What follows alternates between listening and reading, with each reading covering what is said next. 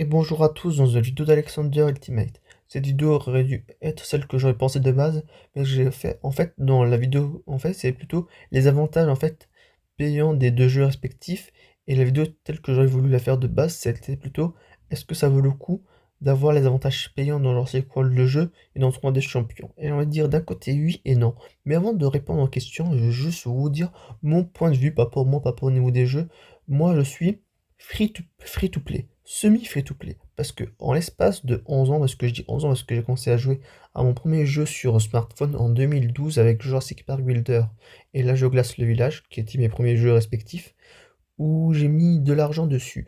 Je crois que j'ai mis, 3-4 € sur Jurassic Park Builder, 5 ou 7 euros sur La Géoglace le Village, et 2 ou 3 € sur Dokkan pour les 5 ans, donc en soi, c'est aux alentours d'une quinzaine d'euros. Et certes, j'ai mis de l'argent, mais sur tous les autres jeux, je ne compte pas mettre d'argent. Et comme je l'ai dit au début de la vidéo, c'est parce qu'il y a un copain qui m'a fait une carte cadeau Play Store, et en plus, j'en voulais indépendamment. En plus, je ne l'ai même pas dit à ce copain. En plus, je suis quand même content, comme ça, moi, j'ai pu avoir fait cette vidéo-là, celle-ci et l'autre, du coup, par rapport aux avantages payants des deux jeux. Parce que pour moi, je me disais, ces deux jeux, pour moi, ils avaient plus l'avantage.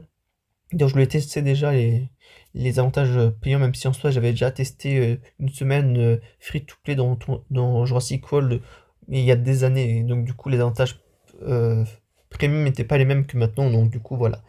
Certes, je me suis un peu j'ai un peu fait une parenthèse, mais je voulais aussi vous dire du coup du principe que moi, je suis free-to-play et que là, du coup, ça fait 3 ans du coup que j'ai plus mis d'argent dans un jeu, et ça me dérange pas du tout. Parce que avant 2020, la dernière fois vraiment que j'ai dû avoir mis de l'argent dans un jeu, c'était en fait, ça devait être en 2013, 2015, 2000 et 2020. Donc du coup, ben, en soi, c'est vraiment... Moi, je ne suis plus forcément prêt à mettre d'argent dans un jeu, quoi. Je tiens à le dire, et c'est sur... En fait, c'est pour ça, en fait, que j'ai fait peut-être une grande parenthèse, mais moi, de manière générale, je mets pas d'argent dans un jeu. Et en fait, je sais pas si vous avez vu du coup les commentaires de la vidéo par rapport au tournoi des champions et Jurassic World, et ça revient plus au niveau de tournoi des champions. En fait, les gens, ils ont raison en fait sur un point. L'avantage du saut de l'invocateur, il est très peu rentable. En fait, il est juste rentable en fait sur les cristaux, mais sur le reste, ça a peu d'avantages. Après aussi, moi je suis bloqué à l'acte 5, chapitre 5.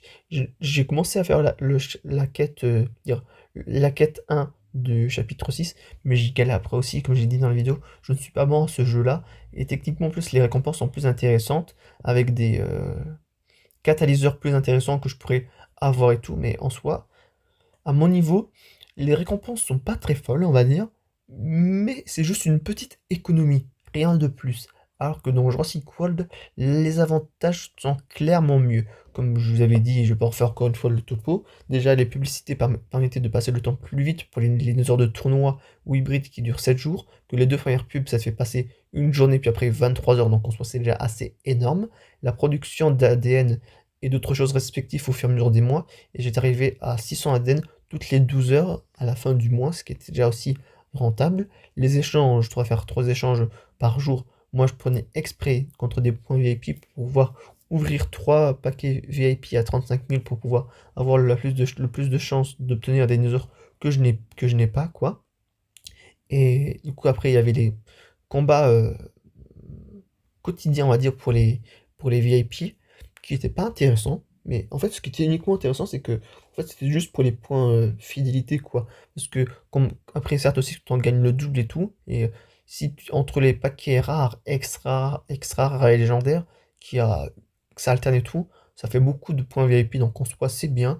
Et quand j'avais terminé le jeu, pas le jeu, mais cette exclusivité temporaire d'un mois, du coup, il y avait un tournoi VIP de l'Ankylosauр Génération 2 que je n'ai pas, que j'aurais pu faire, mais en soi ça ne servait à rien, parce qu'en soi si je le commençais, je n'aurais pas eu de récompense, donc voilà. Après, cette vidéo, elle est peu longue comparée à l'autre, mais vraiment, je simplifie. En soi, les avantages payants de Jurassic World sont clairement mieux que ceux de Tournoi des Champions. Après, je joue Avantage Plus, et Jurassic World, le jeu est mon jeu préféré après Jurassic Park, même si maintenant il n'est plus, mais c'est mon style de jeu préféré, alors que Tournoi des Champions, comme j'ai dit dans la vidéo, ça fait partie des jeux en PvP que j'ai vraiment du mal. Donc en soi, techniquement, Peut-être si j'avais peut-être un rang supérieur, peut-être ça serait plus avantageux, mais techniquement de ce qu'il en est dit et même aussi de ce que je me souviens de la vidéo de Léo, je sais pas comment on dit au niveau de sa chaîne et tout, même quand il avait fait une vidéo sur le saut de l'avocateur en 2020 ou 2021, il disait que c'était très peu intéressant, donc en soi, voilà, j'ai fait le point, et vraiment, dire encore une fois, je le redis, mais vraiment, pour moi, je, je vous conseille, après moi j'ai mis quand même de l'argent dans des jeux, mais je vous conseille pas de mettre d'argent dans des jeux, de rester free to play et de pas mettre d'argent dans des jeux, parce que un jour ces jeux viendront à fermer. Malheureusement, j'ai pas forcément envie que Jurassic World, le jeu, ni même de Cannes ferme, mais à un moment ça va se fermer, et j'avoue je serais dégoûté, indépendamment que j'ai pu avoir mis de l'argent ou pas dans les jeux, mais c'est des jeux à quels je tiens, mais voilà, je tenais juste à vous faire ce petit signalement avant la fin de cette vidéo, et je vous dis à la prochaine, à bientôt dans une vidéo d'Alexander Ultimate, et sur ce, ciao.